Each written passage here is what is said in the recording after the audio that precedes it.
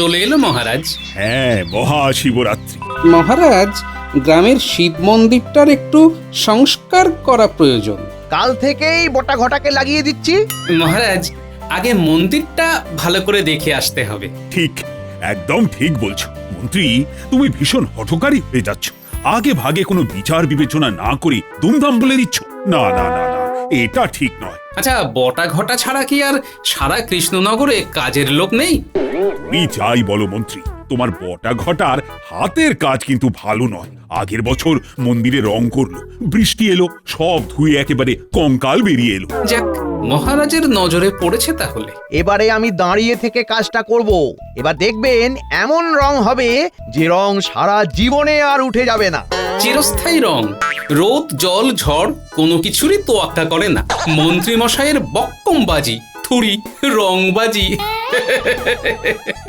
না না না, আর মন্ত্রীর উপর দায়িত্ব দেব না। এবার গোপালের উপর সব দায়িত্ব দেব। গোপাল, কাল মন্দিরটা ভালো করে দেখে নিয়ে কাজ শুরু করে দাও। যথা আজ্ঞা মহারাজ।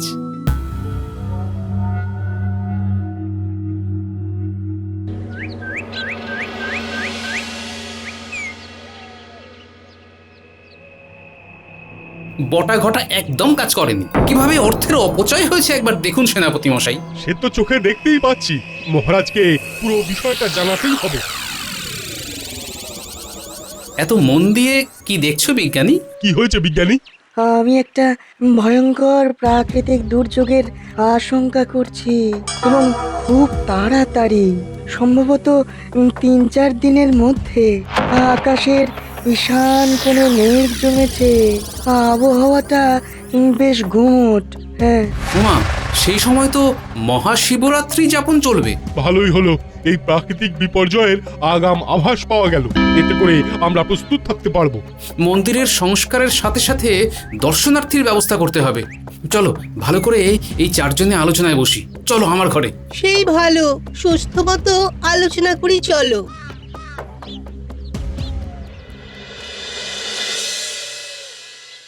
তারপর মহাদেব তখন দেখলেন যে তার কাঁধে সতী নেই। তখন তিনি শান্ত হলেন, কৈলাস পর্বতে গিয়ে ধ্যানে বসলেন। তারপর পৃথিবী শান্ত হলো। বাবারে, মহাদেবের কি ক্ষমতা! সমস্ত পৃথিবী একেবারে দুলিয়ে নেন। উনি হলেন দেবাদিদেব মহাদেব।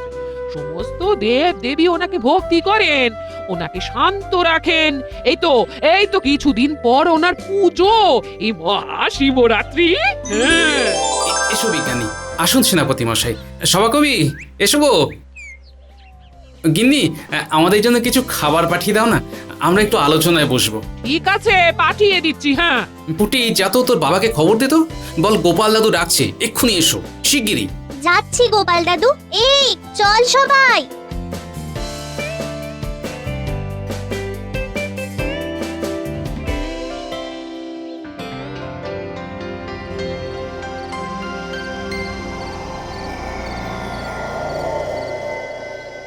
দেখলি তো গোপাল কিভাবে আমার সর্বনাশ করলো, আর আমার সাথে তোদেরও ক্ষতি করলো। তা এক্ষেত্রে আপনারও দোষ আছে মন্ত্রী মশাই। রঙের বরাত সামান্য রেখে সিংহভাগ তো আপনি নিজের কাছে গচ্ছিত রেখেছেন।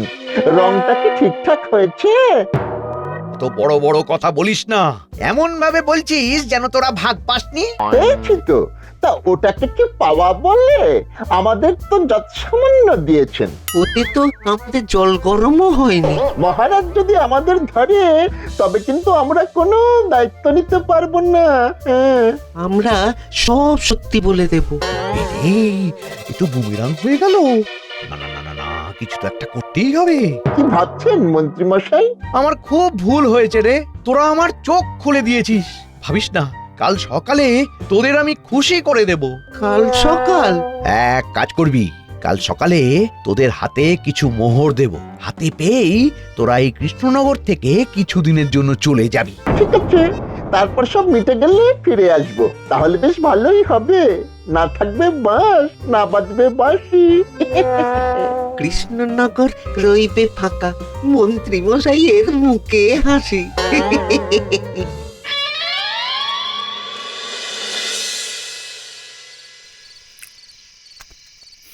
তাহলে পুটির বাবা, কাল থেকেই কাজ শুরু করে দাও।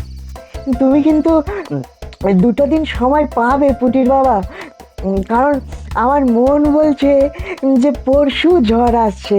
হ্যাঁ, কোনো চিন্তা নেই বিজ্ঞানী মশাই, কাল চুন লাগাবো আর রঙের কাজ ধরবো।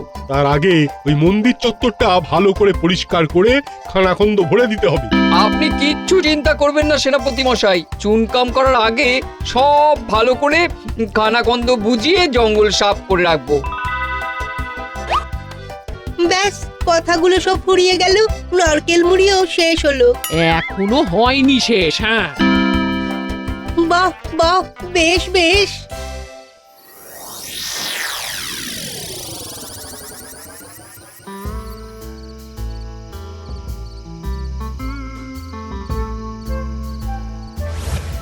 ওরে বাবারে, কে এখানে? কে? ভয় পাবেন না মন্ত্রী মশাই, আমি হলাম রাজজ্যোতিষী। ও, তা রাজজ্যোতিষী, তুমি এখানে ভূতের মতন দাঁড়িয়ে কেন? একটা খবর দেবার জন্য মন্ত্রী মশাই। আমি গণনা করে জেনেছি পৃথিবীর বুকে আছড়ে পড়তে চলেছে এক প্রচন্ড ভয়ানক ঘূর্ণিঝড়। কি বলছো? তোমার গণনা অভ্রান্ত? 100 ভাগ খাঁটি। আমি সকাল থেকে টানা গণনা করে এই সিদ্ধান্তে এসেছি, প্রাকৃতিক বিপর্যয় অবশ্যই হচ্ছে। তুমি কাকে কাকে জানিয়েছো? কেউ জানে না। আমি আমার গণনা শেষ করে আপনার কাছে প্রথম এসেছি। কেউ যেন না জানে। আমরা 2 জন ছাড়া 3য় জন যেন এই খবরটা না পায়। পাবে না মন্ত্রী মশাই। সবই আপনার খেলা দেবাদিদেব, আপনি আমাকে সুযোগ দিয়ে দিলেন। শোনো রাজজ্যোতিষী, কাল থেকে শিবরাত্রি পর্যন্ত তুমি এই কৃষ্ণনগরে থাকবে না। তোমার আমার দেখা হবে পুজো কেটে গেলে সকালে। কেন মন্ত্রী মশাই? আমি এটা নিয়ে কোনো ঝুঁকি নিতে চাই না। কাল সকালে সূর্য ওঠার আগে তুমি এই কৃষ্ণনগর ছাড়বে, কথাটা যেন হেরফের না হয়। ঠিক আছে মন্ত্রী মশাই। ঠিক আছে, চলো আমি নিজে গিয়ে মহারাজ আর মহারানীকে খবরটা জানিয়ে আসছি। এরপর মহারাজ যা করবেন সেটা আমাদের মেনে নিতে হবে। বলেছো ঠিক। চলো। এই নিন মহারাজ। তুমি ঠিক সময়ে ঠিক জিনিসটা আমার হাতে তুলে দিলে। আপনার খাবার পর এই 1 খিলি পান যে আপনার খুব প্রয়োজন, সেটা আমি তো জানি মহারাজ। মহারাজের জয় হোক, রানীমার জয় হোক। বলো, কি সংবাদ এনেছো তুমি? রানীমা, গোপাল দাদা আপনার সঙ্গে দেখা করতে চাইছেন। পাঠিয়ে দাও। যথা আজ্ঞা মহারাজ। আচ্ছা, এত রাতে গোপাল দেখা করতে চাইছে কেন? রানী, বিজ্ঞানটা কোথায়? গোপাল দাদা, মহারাজ তোমাকে ডাকছে। আচ্ছা গোপাল দাদা, তুমি রাতে আবার এলেছে? সেই কথাটাই তো বলতে যাব। কেন এলাম? অনেক খবর আছে গো মেয়ে। যাই, মহারাজের সাথে দেখাটা করে আসি। যাও। এই শোনো মেয়ে, আমরা যখন কথা বলবো তখন কেউ যেন মহারাজের ঘরের দিকে না যায়, এমনকি কোনো প্রহরীও যাবে না, বুঝলে? ঠিক আছে ঠিক আছে। তোমার মিঠে হাতের মিঠে পাতার মিঠে পান খেয়ে গোপালের কাছ থেকে কোনো মিঠে খবরের অপেক্ষায় আছি। আসতে পারি মহারাজ? এসো এসো, বলো গোপাল, কি খবর? মহারাজ, আমি এখন আপনাকে যা খবর দেব সেটা কিন্তু একটু বিপদের। বিপদের মানে? মহারাজ, আজ বিকেলে শিব মন্দির পরিদর্শনে গিয়েছিলাম। সেখানে বিজ্ঞানী এক দৃশ্য দেখে খুব উতলা হয়ে পড়ে। কি দৃশ্য? বিজ্ঞানী দেখলো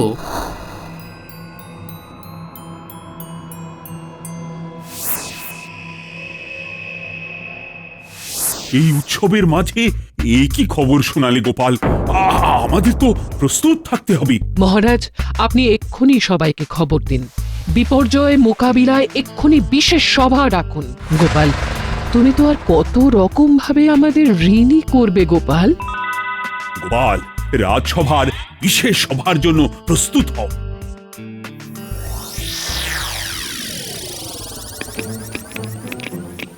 ব্যাপার কি রাজজ্যোতিষী? অসময়ে তলব? বুঝতে পারছি না। তুমি কিছু জানাওনি তো? আগে না মন্ত্রী মশাই। যাও, নিজের জায়গায় গিয়ে বসো, গোপাল আমাদের দিকে ড্যাব ড্যাব করে চেয়ে আছে, দেখছো? গোপন কথা হলো রাজ্যতীষী? আমাদের কোনো গোপন কথা হয়নি গোপাল। এইভাবে আমার ওপর গোয়েন্দাগিরি করতে যেও না। ওই দেখো, আপনি সব কথাটা কিরকম নিজের দিকে নিয়ে নেন। ষাঁড় যাচ্ছে অনেক দূর দিয়ে, আপনি এখান থেকে ডাকতে লাগলেন, এই ষাঁড় আয় আমাকে ধাক্কা মার।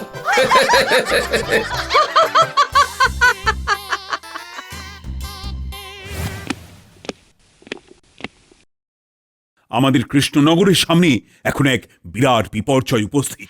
গোপাল রাতে আমাকে এসে জানিয়েছে। আবার কি বিপর্যয়? একটা বিপর্যয় তো আমি জানি, আর একটা বিপর্যয় কি? গোপাল আবার কি জানালো? বিপর্যয়? কিসের বিপর্যয়? একটা ঝড় আসছে, আমাদের সব দিক থেকে প্রস্তুত থাকতে হবে। রাজ্যতীষী আমার সাথে ছলনা করেছে, নিশ্চয়ই করেছে। গোপালকে ঝড়ের কথা বলে নাম কিনতে চেয়েছে। তাহলে উপায়? কাল থেকে সমস্ত দরিদ্র প্রজাদের আমার পুরনো প্রাসাদে নিয়ে আসবে, তাদের খাওয়া দাওয়ার ব্যবস্থা থাকবে। মহাশিবরাত্রির পুজো যথা নিয়মে হবে। কাল থেকে মন্দির সংস্কারের কাজ শুরু হবে। গোপাল, কদিন তোমায় আর সভায় আসতে হবে না, তুমি বরং বাইরের বিষয়টা দেখো, পুজো যেন সুষ্ঠুভাবে হয়। আপনি কোনো চিন্তা করবেন না মহারাজ, আমি সব কাজ ঠিক করে নেব। যাব বাবা, এই আবার কি রকম গেরোয় পড়লাম? মন্ত্রী মশাই নির্ঘাত ভাবছেন যে আমি আগ বাড়িয়ে ঝড়ের কথা বলেছি। কি থেকে যে কি হলো। পুঁটির বাবা ঝড়ের খবর জানে, ওরা সেই রকম ভাবে মন্দিরের কাজ করছে। কি মন্ত্রী মশাই, আপনি হঠাৎ করে এত চুপ করে গেলেন যে? আপনাকে দেখে মনে হচ্ছে আপনি শোকে একেবারে বিহ্বল হয়ে গেছেন। ভাগ্যিস তুমি জানতে পেরেছিলে, তা না হলে কি ভয়ঙ্কর বিপদ ঘটে যেত বলো তো। আচ্ছা গোপাল, তুমি কি করে জানলে বলো তো? আগে আম খাচ্ছেন, খান না। কটা পাতা, কার গাছের আম, এসব জেনে লাভ আছে কিছু? আমি নিশ্চিত এ বেটা ওই রাজ্যতীষীরই কাজ। তাকে তো পুরস্কৃত করতে ইচ্ছে করছে। মহারাজকে জানাও অন্তত। মহারাজ সব জানেন। আমি 100% নিশ্চিত এ কাজ আমাদের রাজ্যতীষীর। রাজ্যতীষী সব বলে দিয়েছে, আর তাই মহারাজ আমার দিকে তাকাচ্ছেন না পর্যন্ত। আমার যা বলার তা বলে দিয়েছি, এবার বিপর্যয় মেটাতে হবে সকলকে হাতে হাত ধরে। মহারাজ, আপনি আমাকে কিছু দায়িত্ব দিলেন না? দায়িত্ব আবার কাউকে দিতে হয় নাকি? দায়িত্ব নিয়ে নিতে হয়। এই যে গোপাল ঝড়ের খবর পেয়ে সকলকে জানিয়ে দিল, এটা কি গোপালকে কেউ বলে দিয়েছিল? না মহারাজ, এটাই গোপালের দায়িত্ববোধ। আমি কি করব মহারাজ? আমার কাজটা কি? তুমি এক কাজ করো, সকাল থেকে রাত পর্যন্ত মনের আনন্দে চৌমাথায় দাঁড়িয়ে নাচো, তাহলে একটা কাজ পেলে তো। মন্ত্রী মশাইয়ের নাচটা তো তেমন আসে না, তা রাজ্যতীষী মশাই নাচবেন নাকি? সবাইকে ছেড়ে দিয়ে আমাকেই ধরলে গোপাল? ধরলাম কি আর সাধে? সভার শুরুতে যেভাবে আপনারা দুজনে কানে কানে কথা বলছিলেন, তাতে তো আমার মনে হচ্ছিল মন্ত্রী মশাই রাজ্যতীষী করেন কানাকানি, পাছে কোনো গোপন কথা হয় জানা জানি। সবকিছু পরিষ্কার। না না না না না, কথা বলতেই হবে। বিশেষ রাত্রিকালীন সভা এখানেই শেষ হলো। আশা করি কাল থেকে বিপর্যয় মোকাবিলার কাজ সবাই দায়িত্ব নিয়ে করবে। তোমাদের সবাইকে জানাই তাহলে শুভরাত্রি।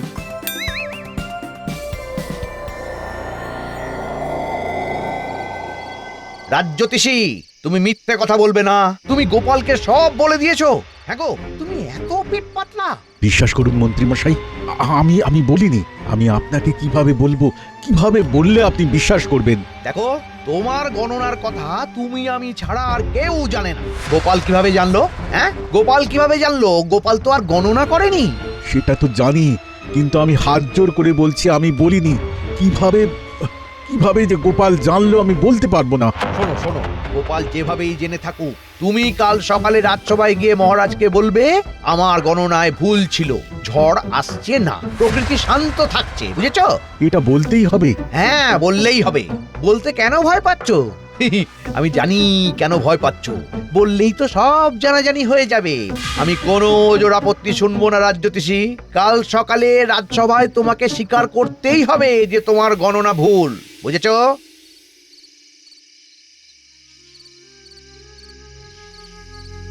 আমি কি করলাম? হ্যাঁ, আমি কি করলাম? নিজের পায়ে নিজেই কুড়ুল মারলাম। পুরো বিষয়টা পরিষ্কার হয়ে গেল। তার মানে আমরা যেমন বিজ্ঞানকে ব্যবহার করে ঝড়ের পূর্বাভাসটা জেনেছি, ঠিক তেমনি রাজ্যোতিষী গণনা করে জেনেছিলেন। উনি মন্ত্রীমশাইকে জানিয়েছিলেন এই ঝড়ের বিষয়টা। মন্ত্রীমশাই সেটা জেনে ওর ওপর দিয়ে নিজের আখের গোছাতে চেয়েছিলেন। কিন্তু গোপালের বুদ্ধি করে দিল সব উল্টো পাল্টা। এবার চলো আমরা অন্য রাস্তা দিয়ে যাই, রাজ্যোতিষী এখানে বসে কাঁদুক।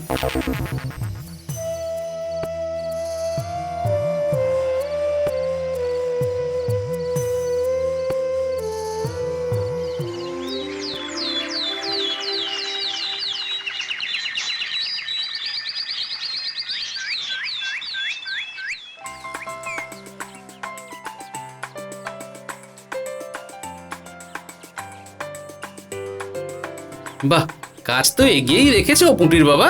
বলেছি না, ঝড় তুফান যাই আসুক কাজ সময়ের আগেই শেষ করে দেবো। বেশ ভালো করে মণ্ডপটা বানাবে, ভক্তবৃন্দ যাতে সুস্থভাবে পুজো দেখতে পারে। আমার কারিগরেরা খুব ভালো, তুমি কোনো চিন্তা করো না গোপাল দাদা। ঠিক আছে পুঁটির বাবা, তোমরা কাজ করো, আমি রাজসভায় যাই, আবার পরে আসবো, কেমন?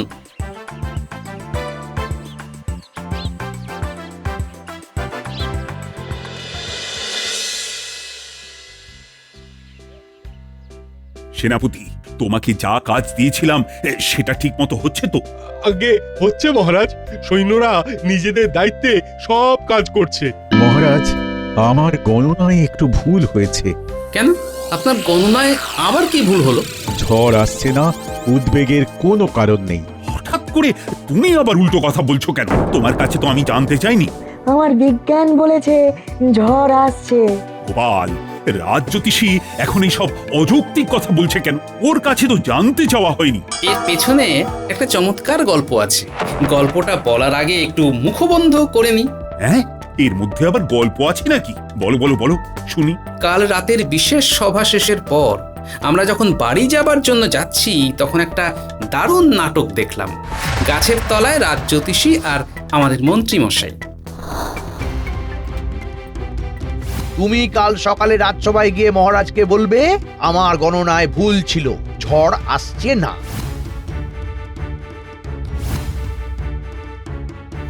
মন্ত্রী, তোমার পেটে পেটে এত, তুমি এতটাই অসৎ। ছি, তুমি বিপর্যয় নিয়েও লাভ লোকসানের হিসেব করো না মহারাজ, মানে কোনো মানে নয়। তোমাকে কঠিন শাস্তি পেতে হবে। তুমি মানুষের দুঃখ ধর্ম সবকিছু নিয়ে লাভ লোকসানের হিসেব করো। প্রহরী, এই দুজনকে এক্ষুনি কারাগারে নিক্ষেপ করো। মহারাজ, আমার কি দোষ? তুমি জানতে চাইছো তোমার কি দোষ? যখন তুমি গণনাতে জানতে পারলে একটা প্রাকৃতিক বিপর্যয় আসছে, তখন সবার আগে আমাকে জানানো তোমার উচিত ছিল না? যাও যাও যাও, তোমার মুখ দর্শন করতে চাই না। প্রহরী, নিয়ে যাও।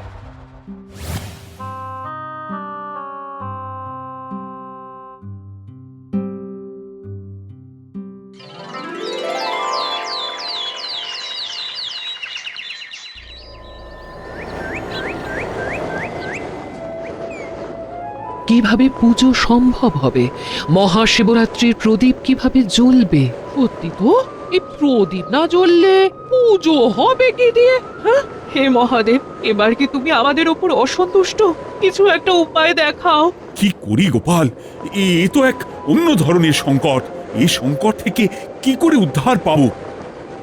আচ্ছা বিজ্ঞানী, আমরা তো ওই প্রদীপ জ্বালিয়ে অল্প হাওয়া দিলে হাত দিয়ে হাওয়া আটকাই, যাতে প্রদীপটা নিভে না যায়, তাই না? হ্যাঁ, করি। পেয়েছি পেয়েছি পণ্ডিত মশাই, আপনি পুজোর আয়োজন করুন, পুজোর ঠিক সময় হবে। জয় বাবা মহাদেবের জয়। বিজ্ঞানী, হাতে আমাদের এই দিনটুকু আছে, সন্ধে হলেই পুজো শুরু। সে তো বুঝলাম, কিন্তু আমাকে কি করতে হবে? বিজ্ঞান দিয়েই পুজো হবে। পুজো এবং বিজ্ঞান একসাথে চলবে। পুটির বাবা, তুমি প্রদীপ সহ কুইল সুচ, কর্পূরদানি, পঞ্চপ্রদীপ নিয়ে বিজ্ঞানীর ঘরে চলো। যতই আসুক ঝঞ্ঝা ভয় আছে গোপাল, চিন্তা নয়, পুজো হবে নেই ভয়। জোরসে বলো ভোলানাথের জয়। জয় জয় জয়।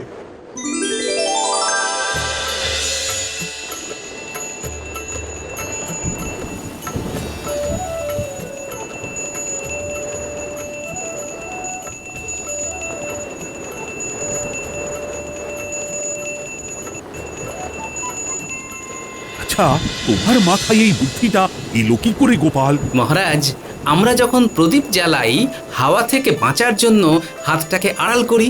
হাতের আড়ালে প্রদীপের শিখা সুরক্ষিত থাকে। দুটো হাতকে জুড়ে দিলে শিখা সর্বদিক থেকে সুরক্ষিত। বাহ, দারুণ ব্যাপার। তারপর দেখুন না, হেরিকেনে আগুনের শিখা আটকাচ্ছে কাচ। এইসব মাথায় চলে এলো, আর সাথে সাথে বিজ্ঞানীকে নিয়ে বসে গেলাম। সত্যি তোমার জবাব নেই গোপাল। ছোটবেলায় মায়ের মুখে শুনেছিলাম এই রাতেই ভগবান শিব সৃষ্টি স্থিতি প্রলয়ের মহাতাণ্ডব নৃত্য করেছিলেন। আবার এই রাতেই ভগবান শিব দেবী দুর্গাকে বিবাহ করেছিলেন। মানুষের মনের অজ্ঞতা, অন্ধকার, কুসংস্কার দূর করার জন্য এই ব্রত পালিত হয়। সত্যি কি আমাদের মন থেকে অজ্ঞতা, অন্ধকার, কুসংস্কার দূর হয়েছে? জয় বাবা ভোলানাথের জয়, জয় ভোলে বাবা, জয় বাবা শিব ও শম্ভু। শান্ত হন, প্রকৃতিকে শান্ত করুন। হর হর মহাদেব। জয় বাবা শিব শম্ভু, কৃপা করো বাবা, কৃপা করো।